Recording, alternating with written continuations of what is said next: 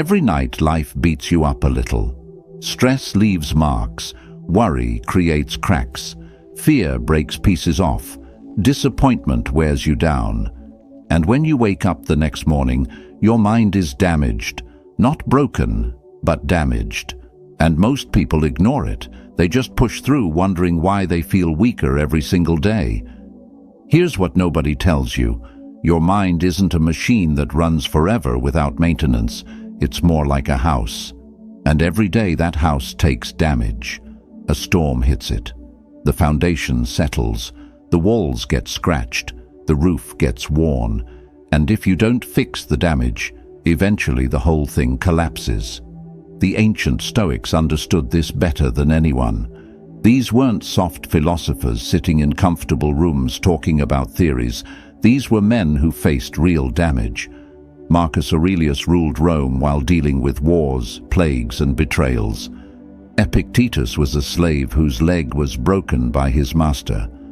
Seneca watched everything he built get torn away from him. They knew about damage, and they knew something else. You either repair your mind every morning, or you let it crumble. This isn't about being perfect. This isn't about never getting hurt. Life will hurt you. That's guaranteed. The question is, will you fix the damage, or will you let it pile up until you can't function anymore? Today, I'm giving you 12 simple repairs, not complicated philosophy, not fancy techniques that require an hour of your morning. Simple fixes that anyone can do. Each one targets a different kind of damage, and together they'll keep your mind strong enough to handle whatever today throws at you. Seneca said something that changed how the Stoics saw every morning. Begin at once to live, and count each separate day as a separate life. Every morning is a fresh start, but only if you actually start fresh. Only if you fix yesterday's damage instead of dragging it into today. Before we start, hit that like button, share this video with someone who needs their mind repaired, and subscribe to this channel because we're not here to entertain you, we're here to rebuild you. And don't skip any part of this video. Marcus Aurelius wrote in his private journal every morning, not to inspire others, to repair himself, to fix the damage before he stepped into a world that would damage him again. He understood that mental strength isn't something you have or don't have. It's something you build every single morning. Your mind is damaged right now. That's not an insult. That's reality. The only question is, are you going to fix it or ignore it? Type this in the comments if you're ready. I fix my mind every morning. Number 1. Throw out yesterday's trash. You wake up, and the first thing your brain does is hand you yesterday's garbage, the argument you had, the mistake you made, the opportunity you missed, the embarrassing thing you said. Your mind dumps it all right back in your lap like it just happened 5 minutes ago. And here's what most people do. They pick it up. They carry it. They spend their entire morning replaying it, analyzing it, beating themselves up over it. Then they wonder why they feel heavy before they even get out of bed. Seneca watched people do this their entire lives. Carry trash from yesterday into today, from last week into this week, from years ago into right now. And he said something simple but powerful. True happiness is to enjoy the present without anxious dependence upon the future. But you can't enjoy the present when you're dragging the past behind you. Here's the truth about yesterday. It's done. Completely done. You can't change what happened. You can't unsay what you said. You can't undo what you did. The only thing you can control is whether you're going to keep carrying it or not. Think about actual trash. You wouldn't take yesterday's garbage out of the bin and carry it around with you all day. That would be insane. Yet that's exactly what you do with mental trash. You pull it out of yesterday and carry it into today, then into tomorrow, then into next week. Your mind becomes a landfill of old garbage that should have been thrown out a long time ago. The Stoics practiced something every morning. They would consciously let go of yesterday, not by pretending it didn't happen, not by suppressing it, but by acknowledging it and choosing not to carry it forward. They understood that yesterday has no power in today unless you give it that power. Here's your first repair. Take 30 seconds. Right after you wake up, before you check your phone, before you start thinking about your day, ask yourself this question.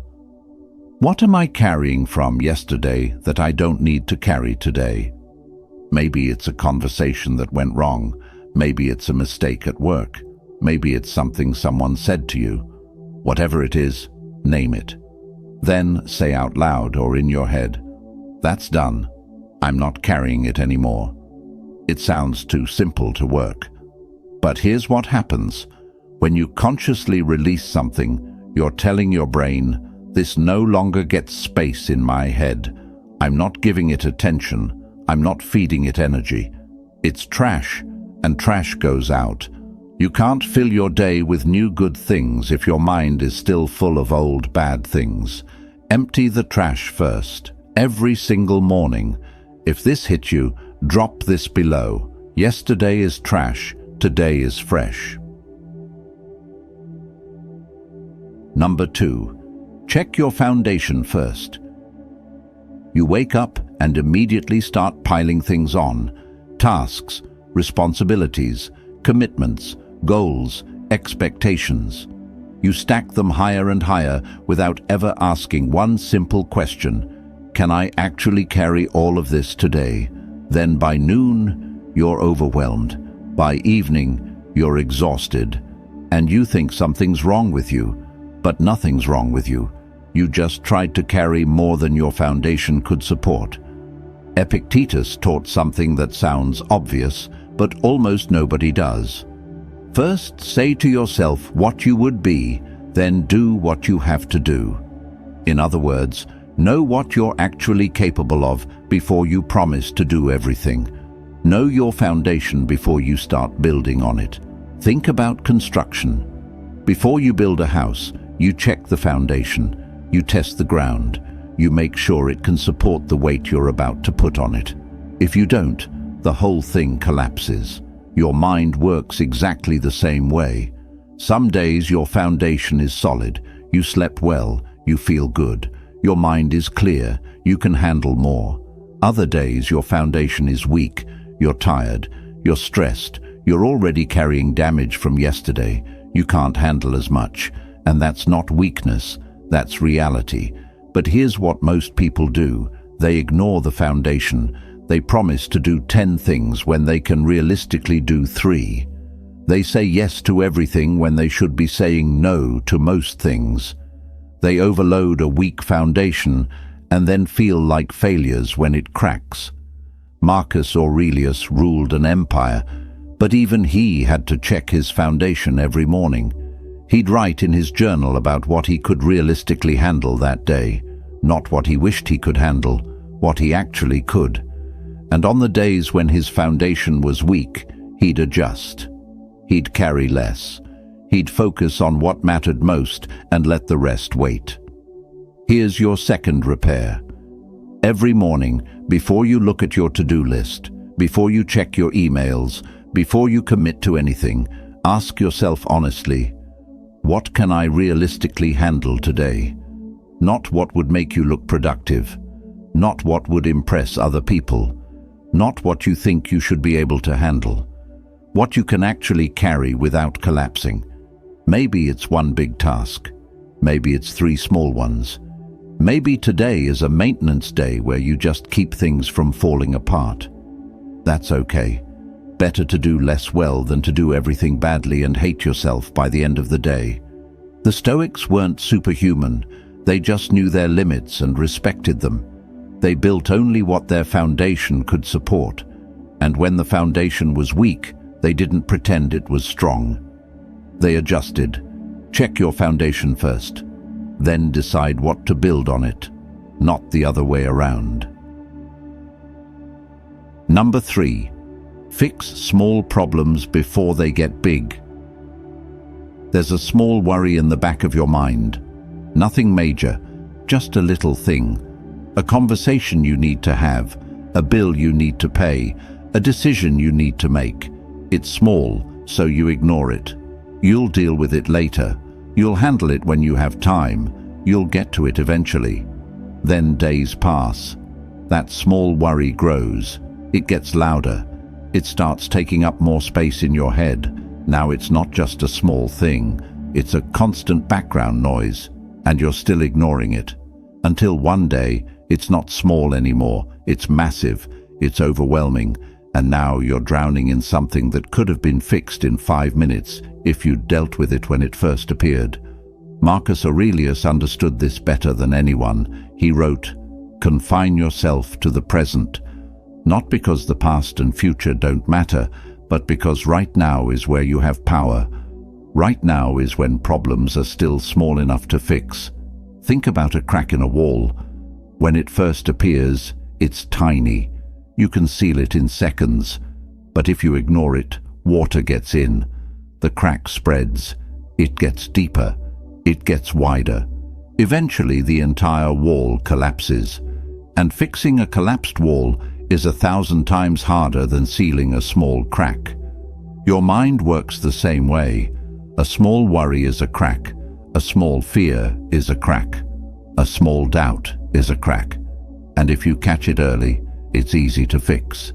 But if you ignore it, it spreads. It grows. It becomes structural damage. Here's what most people do. They wait until problems are huge before they deal with them. They avoid the small, uncomfortable conversation until it becomes a massive conflict. They ignore the small financial issue until it becomes a crisis. They dismiss the small health concern until it becomes an emergency. And then they wonder why their life feels like it's always on fire. The Stoics didn't wait. When they noticed something wrong, they fixed it immediately. Not because they were brave, because they were smart. They knew that small problems fixed early stay small. Small problems ignored become big disasters. Here's your third repair. Every morning, identify one small problem. One thing that's starting to worry you. One thing you've been avoiding. One thing that's creating a crack in your mind. Then fix it today. Not this week. Today. Make the phone call you've been putting off. Send the text you've been avoiding. Pay the bill that's been sitting there. Have the conversation that's been making you anxious. Whatever it is, deal with it while it's still small. Don't wait for problems to get big. Big problems require big solutions. Small problems require small actions. And you have time for small actions right now. Number 4. Get rid of what's hurting you. There's something in your life that's slowly poisoning you. You know exactly what it is. Maybe it's a toxic person who drains your energy every time you talk to them. Maybe it's a bad habit that's destroying your health. Maybe it's a job that's killing your soul. Maybe it's a lie you keep telling yourself. You know what it is. And you're keeping it anyway. Why? Because removing it is uncomfortable. Because it's familiar. Because you're scared of what life looks like without it. So, you hold on to the thing that's hurting you and wonder why you feel worse every day. Seneca was one of the richest men in Rome. He had wealth, power, influence, but he knew something most people don't understand. Anything you can't let go of owns you. So, he practiced voluntary poverty. He'd give away his possessions. He'd live simply. Not because he hated wealth, but because he refused to be controlled by it. He removed what could poison him before it did. Think about poison in your body. If you swallow poison, you don't keep it inside and hope it gets better. You get it out immediately. You do whatever it takes to remove it, because you know it will kill you if you don't. But with mental and emotional poison, people do the opposite. They know something is toxic, and they keep it anyway. That friendship that makes you feel small every time you see them. Poison. That habit of scrolling through social media comparing yourself to others. Poison. That relationship where you're constantly anxious and walking on eggshells. Poison. That belief that you're not good enough. Poison. You know it's hurting you, and you're still holding on. Here's what the Stoics understood. Sometimes removal is the only solution. You can't fix poison. You can't negotiate with toxicity. You can't make something healthy that's fundamentally destructive. You can only remove it. Epictetus said it plainly. Make the best use of what is in your power and take the rest as it happens. Part of what's in your power is deciding what gets access to your life, what gets space in your mind, what gets to influence your emotions. And when something is poisoning you, removing it is absolutely in your power. Here's your fourth repair. Identify one thing in your life that's slowly poisoning you. Be honest. You know what it is. Then make a plan to remove it. Not someday. This week. Maybe you can't remove it instantly. Maybe it takes planning. That's okay. But start the removal process today. Set the boundary. Have the conversation. Make the change. Begin the detox. You can't heal while you're still consuming poison. And you can't build a strong mind while toxic things are rotting it from the inside. Get rid of what's hurting you, even if it's hard, even if it's scary, even if part of you wants to keep it. Your mental health is worth more than your comfort. Let me see this affirmation below. I remove what's poisoning me. Number 5. Decide what you won't break. You compromise on everything, and that's why nothing in your life feels solid. Someone asks you to do something that violates your values, and you do it anyway because saying no is uncomfortable. You set a boundary, but then you let people cross it because you don't want conflict. You make a promise to yourself, but you break it the moment it gets difficult. You bend on everything. And when everything bends, everything breaks. Cato the Younger understood something most people never learn. Some things must be unbreakable or nothing matters. He had principles that were non-negotiable, not because he was rigid, but because he knew that if he compromised on what mattered most, he'd end up compromising on everything. When Julius Caesar offered to spare his life if he'd just accept Caesar's rule, Cato refused. He chose death over compromise. That sounds extreme until you understand what he was protecting, his integrity, the one thing that, if lost, meant nothing else mattered. He'd rather die with his principles intact than live without them. You're not going to face that kind of choice, but you face smaller versions every single day, and every time you compromise on what you said was important, you're training yourself that nothing is actually important. You're teaching yourself that your word means nothing, that your boundaries are suggestions, that your values are negotiable. Think about a building. It has load-bearing walls. These walls hold everything up. If they crack, the entire structure collapses. You can renovate other walls. You can change the paint. You can move furniture. But the load-bearing walls must stay solid, or the whole building falls. Your principles are your load-bearing walls. They're what holds everything else up. Your self-respect, your relationships, your sense of purpose, your mental health. All of it depends on those core principles staying solid. And every time you compromise them, you're cracking a load-bearing wall. Here's your 5th repair. Every morning, decide on 3 things you absolutely will not compromise on today. Not guidelines, not goals, non-negotiables. Maybe it's, I will not lie, even if the truth is uncomfortable. Maybe it's, I will not skip my workout, no matter how I feel. Maybe it's, I will not let people disrespect me, even if it creates conflict. Whatever they are, write them down. Say them out loud. Make them real. Then when the day tests you, and it will test you, you already know the answer. You already decided. There's no negotiation. There's no just this once. The wall doesn't bend. Marcus Aurelius had one simple rule that guided everything. Waste no more time arguing about what a good man should be. Be one. He didn't debate principles, he lived them unbreakably. Decide what you won't break, then don't break it. Not today, not ever. Number 6. Let the pressure out. You're holding everything inside, the stress, the anger, the fear, the truth you're too scared to say, the feelings you're too proud to admit. You're sealing it all in, thinking that's strength, thinking that's control. But it's not. It's a pressure cooker, and pressure cookers explode. Marcus Aurelius ruled the most powerful empire in the world.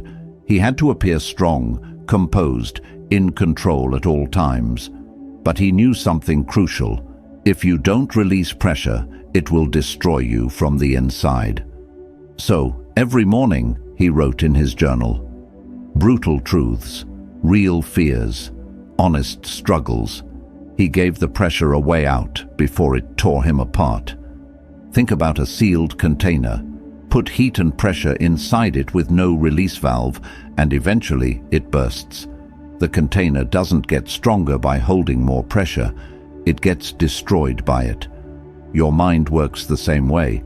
That argument you need to have but keep avoiding. Pressure building. That emotion you're suppressing because you think showing it makes you weak. Pressure building. That truth you're hiding because you're afraid of how people will react. Pressure building. Every day you hold it in, the pressure increases. And one day, something small will happen and you'll explode over something that doesn't even matter because you've been holding in everything that does.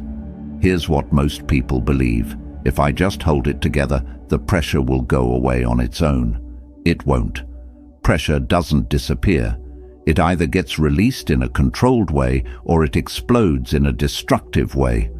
Those are your only two options.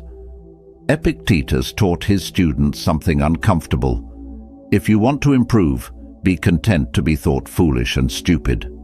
You know what that means in practice? Say the uncomfortable thing. Admit the truth, even if it makes you look weak. Let the pressure out, even if it's not pretty, because holding it in to look strong actually makes you weak. Here's your 6th repair. Every morning, release one piece of pressure.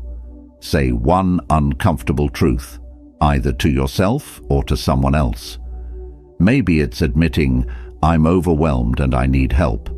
Maybe it's telling someone, what you said yesterday hurt me. Maybe it's confessing to yourself, I'm scared and I don't know what I'm doing. Maybe it's having the conversation you've been avoiding for weeks. It doesn't have to be dramatic. It just has to be honest.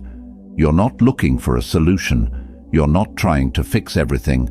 You're just letting some pressure out so it doesn't build to the point of explosion. Strong people don't hold everything in.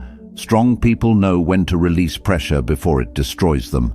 There's a massive difference between emotional control and emotional suppression. One keeps you stable, the other keeps you on the edge of collapse.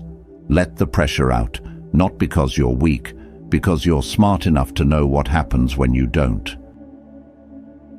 Number 7. Have a backup plan. You're living like nothing will ever go wrong. And that's why when something does go wrong, you completely fall apart. You have one plan, one path, one expectation, and you're emotionally invested in everything working out exactly the way you want it to. Then reality shows up. The plan fails, the path closes, the expectation shatters, and you have nothing, no backup, no alternative, no idea what to do next. So, you panic. The Stoics practiced something every morning that most people think is negative, but is actually the smartest thing you can do. They imagined things going wrong, not to torture themselves, to prepare themselves. They called it premeditatio malorum, the premeditation of evils. And it gave them something most people never have, a backup plan before they needed one. Seneca would wake up and think, what if I lose my wealth today? What would I do? How would I respond? What if my friends betray me? What if my health fails? What if my plans collapse?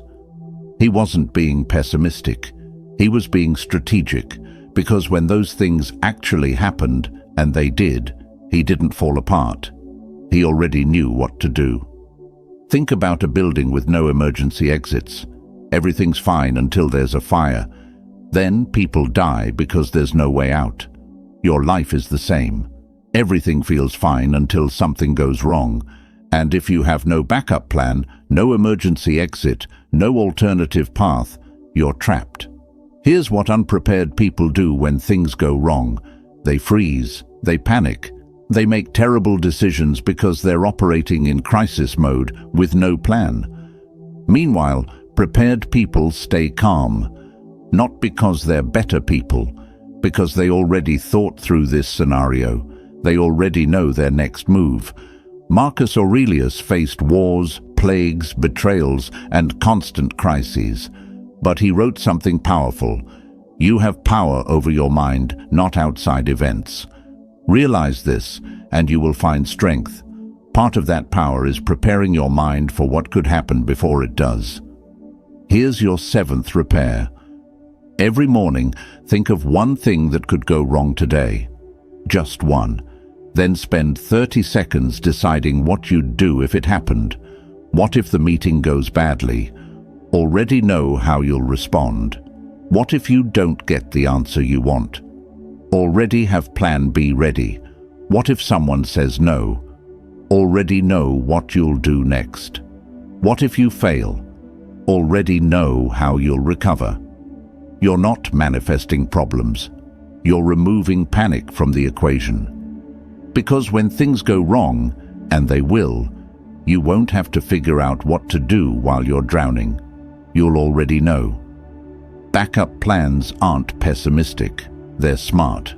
And they're the difference between people who survive crises and people who get destroyed by them. Number 8. Clear the junk first. Your phone is on your nightstand. Your alarm goes off.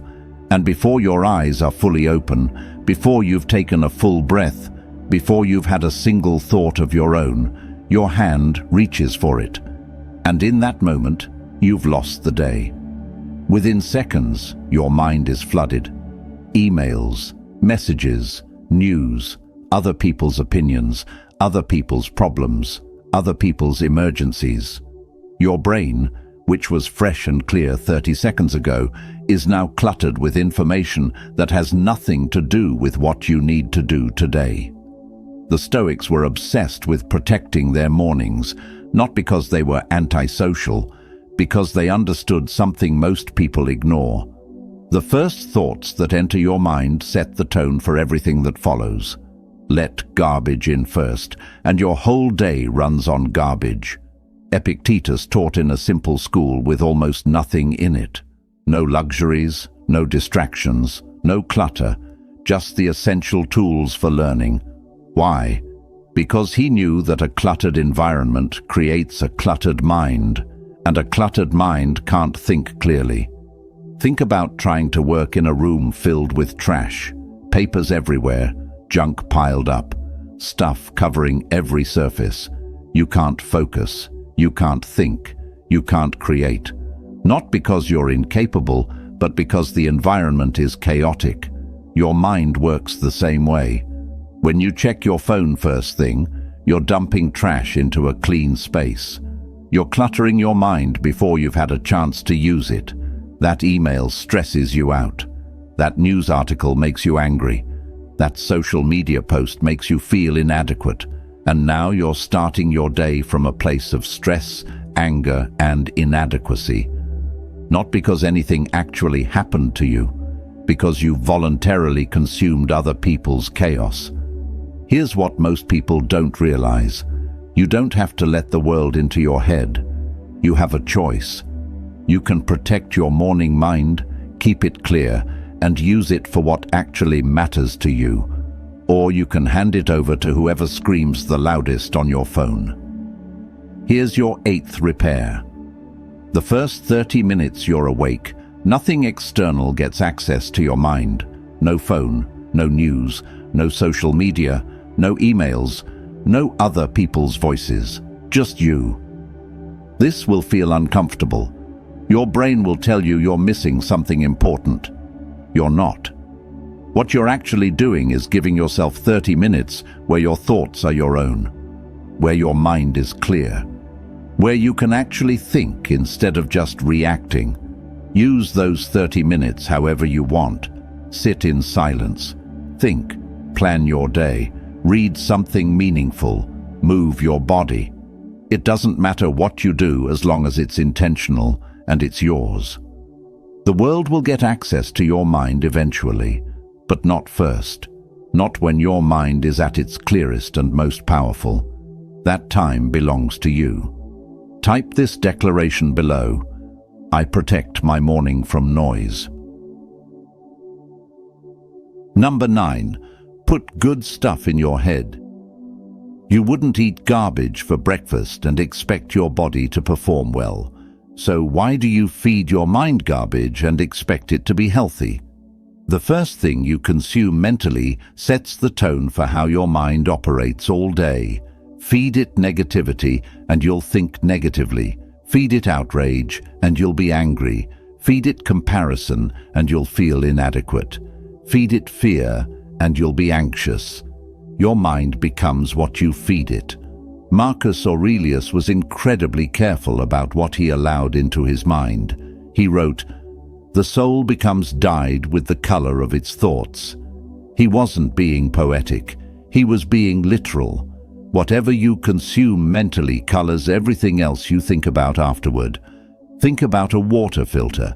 Put clean water through it, and clean water comes out. Put contaminated water through it, and contamination comes out. Your mind is the same. The quality of what goes in determines the quality of what comes out. Input affects output, always. Here's what most people do. They start their day with junk, scrolling through social media, seeing everyone else's highlight reel, reading news designed to make them afraid and angry, consuming content that's entertaining but empty.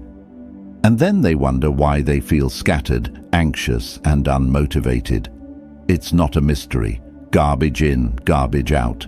The Stoics didn't waste their mental energy on useless information. Seneca would read philosophy every morning. Marcus Aurelius would reflect on Stoic principles before dealing with the chaos of ruling Rome.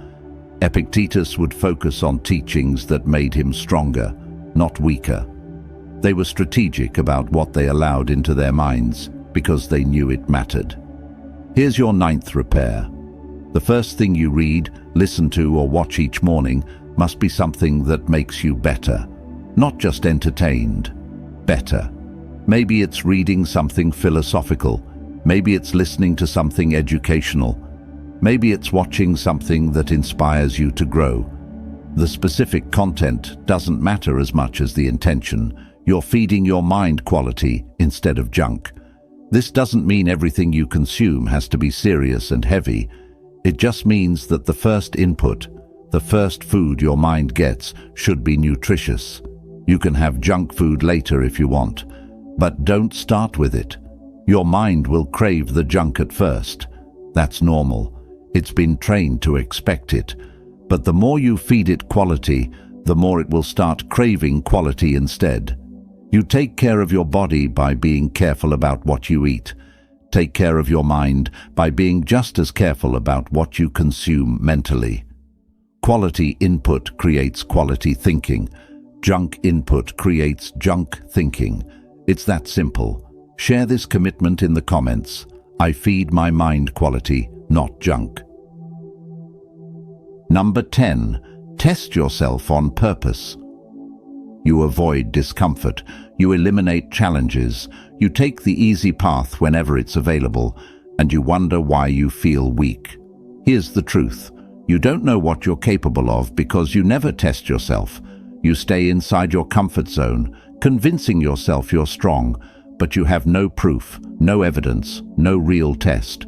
And the moment life forces discomfort on you, you collapse because you've never practiced handling it. Musonius Rufus, one of the great Stoic teachers, had a philosophy that sounds crazy to modern people.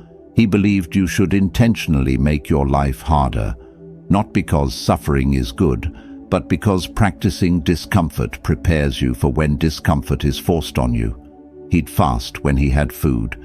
He'd sleep on hard surfaces when he had a bed. He'd endure cold when he had warmth. Why? Training. Think about athletes. They don't wait until game day to find out if they're strong enough. They train. They push themselves. They test their limits in practice so they know what they can handle when it matters. Your mind works the same way. If you never test it, you have no idea if it's actually strong or just untested. Here's what untested strength looks like. Everything's fine until something hard happens. Then you break. Not because you're weak, but because you never practiced being strong. You never built the mental muscle. You never tested yourself under pressure. So when pressure arrives, you have nothing to draw from. The Stoics understood something modern comfort culture has forgotten. Comfort makes you weak. Not a little weak, dangerously weak. Every day you choose the easy path, you're training yourself to be someone who can't handle the hard path. And life doesn't care about your preference. It will give you hard whether you're ready or not. Here's your 10th repair. Every morning, do one thing that's uncomfortable on purpose. Not because you enjoy it, but because you're testing yourself. Take a cold shower even though warm is available. Do a hard workout even though you could skip it. Have a difficult conversation even though you could avoid it. Sit in silence even though you could distract yourself. Choose the harder option even though the easier one is right there. It doesn't have to be extreme. It just has to be harder than what you'd normally choose. You're not punishing yourself. You're training yourself. You're proving to your mind that discomfort doesn't equal danger, that you can handle hard things, that when life tests you, you'll be ready. Epictetus said, "Difficulties show what men are made of." But here's the key. If you never face difficulty intentionally, you won't know what you're made of until it's too late. Test yourself before life tests you. Build strength in practice so you have it when it matters. Number 11. Check for damage daily. You ignore small problems until they become massive disasters, and then you act surprised when everything falls apart. A small crack appears in your mental health, a little stress, a bit of anxiety, a moment of doubt. It's small, so you ignore it. You'll deal with it later. Then days pass. The crack spreads, the stress builds, the anxiety grows, the doubt becomes constant, and you're still ignoring it. Until one day, you're not dealing with a crack anymore. You're dealing with a collapse. Marcus Aurelius ruled an empire, but every single day he checked in with himself. He'd write in his journal. He'd examine his thoughts. He'd assess his mental state. Not because he was weak or insecure, because he knew that small damage caught early is easy to fix. Small damage ignored becomes catastrophic. Think about a car. You don't drive it for years without checking the oil, the tires, the engine. You do regular maintenance because you know that small issues ignored become expensive repairs. Your mind needs the same maintenance. But most people never check.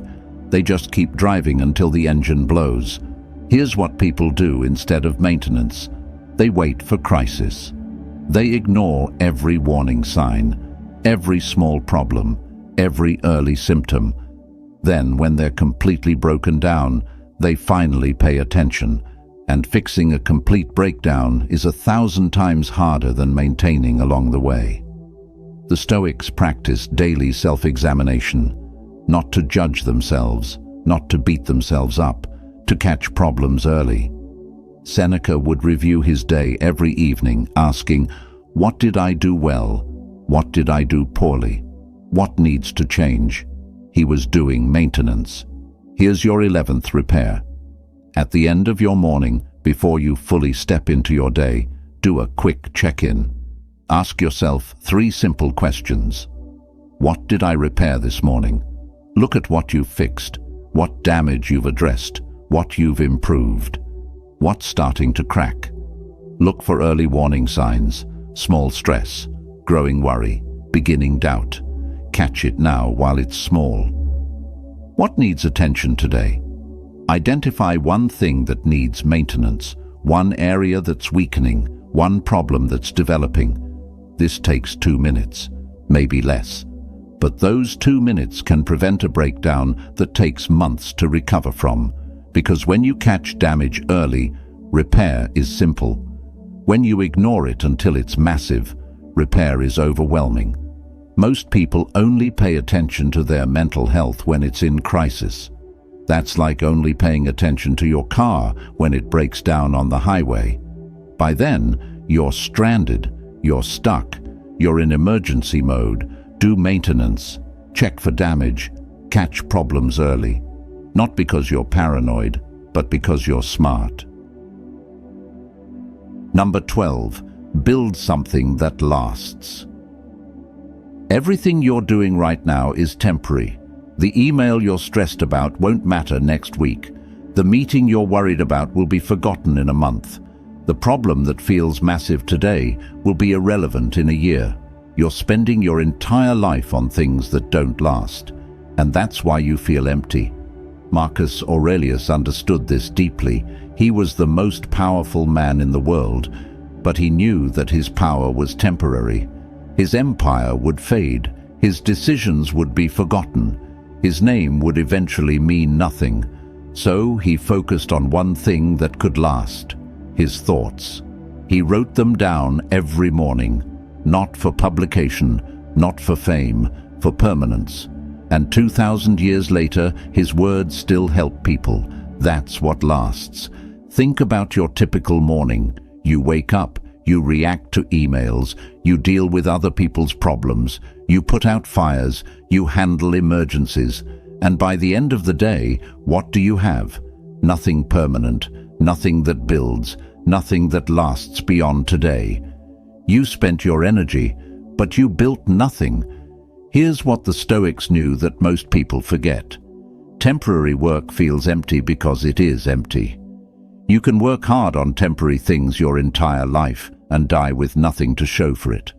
But permanent work, work that builds something lasting, gives your life weight, meaning, legacy. Seneca wrote letters that people still read today. Epictetus taught lessons that still guide people centuries later. Marcus wrote reflections that still strengthen minds 2 millennia afterward. They built things that outlasted their bodies, their empires, their era. That's what matters. You don't have to write philosophy. You don't have to create something famous. But you do have to create something that lasts longer than today. Something that builds. Something that matters beyond this morning's to-do list. Here's your 12th repair. Every morning, do one thing that creates something permanent. Not just consumption, not just reaction. Creation. Maybe you write something, even one paragraph, even a journal entry that helps you think clearly. Maybe you teach someone something valuable that they'll carry with them. Maybe you build a skill that compounds over time. Maybe you create something with your hands that will exist after today. Maybe you help someone in a way that changes their trajectory. It doesn't have to be grand. It just has to be permanent. Something that if you did it every morning for a year, would result in something real, something built, something lasting. Epictetus said, "Don't explain your philosophy, embody it. Your life is your philosophy. And if your life is spent entirely on temporary things, your philosophy is that nothing matters. But if you build something permanent every single day, your philosophy becomes, I was here, I mattered, I built something that lasts." Tomorrow morning, before you dive into temporary tasks and urgent emails, ask yourself, what am I building today that will still exist next year? Then build that first. Leave this legacy statement below. I build something lasting every day. Your mind breaks a little every day. That's not a flaw. That's reality. Life damages you. Stress cracks you. Worry wears you down. Failure leaves marks. That's just what happens when you're alive and trying. The difference between people who thrive and people who barely survive isn't that thriving. People don't get damaged. It's that they repair the damage every single morning before it piles up, before it becomes too much, before they collapse under the weight of unaddressed problems. These 12 repairs are simple, not easy, but simple. Throw out yesterday's trash, check your foundation, fix small problems early, remove what's poisoning you, decide what you won't compromise, let pressure out, have backup plans, clear the junk first, feed your mind quality, test yourself on purpose, check for damage daily, build something permanent. The Stoics weren't superhuman. They faced the same damage you face, maybe worse: wars, slavery, exile, betrayal, death. But they understood something most people never learn. You either repair your mind every morning or you let it crumble. You don't have to do all 12 tomorrow. Start with 3, the 3 that hit hardest, the 3 your mind needs most. Master those. Then add more when you're ready. Your mind is worth repairing. You are worth the effort. And every morning is a chance to fix what's broken before it breaks you. If this video helped, hit that like button right now. Drop a comment with which repair you need most. Share this with someone whose mind is breaking. Subscribe, because we're here to build you up, not just entertain you. Marcus Aurelius wrote every morning because he knew you have power over your mind, not outside events. Use that power. Repair your mind. Build yourself stronger. Tomorrow morning, start the repairs. Your mind is waiting. I want you to drop this affirmation in the comments. I fix my mind every single morning.